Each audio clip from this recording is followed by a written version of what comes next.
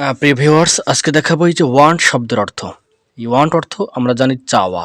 তবে এই শব্দটি দিয়ে কত শব্দটির ব্যবহার জানলে আমরা কত বাক্য বানাতে পারবো, আপনি জানলে আশ্চর্য হয়ে যাবেন। যেমন দেখি, ওয়ান্ট অর্থ চাওয়া। যেমন আমি চাই, তাহলে শুরু করতে হবে আই ওয়ান্ট। আই ওয়ান্ট,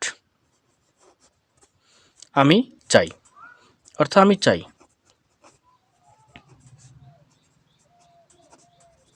এখন দেখাবো আমি যেতে চাই, তাহলে শুরু করা যায় আই ওয়ান্ট গো।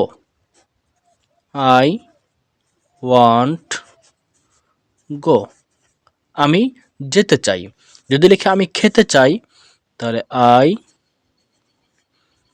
ওয়ান্ট ইট। আমি খেতে চাই। এরকম অহরহ বাক্য আপনি বানাতে পারবেন। যদি আরও বাক্য বানাতে চাই, আমি পড়তে চাই, আই ওয়ান্ট রিড।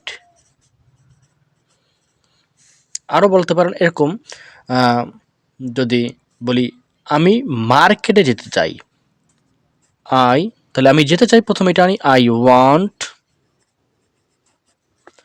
গো। আমি যেতে চাই প্রথমে, এবার কোথায় যেতে চাই? মার্কেটে। তাহলে দিক বোঝাচ্ছে I want go to market.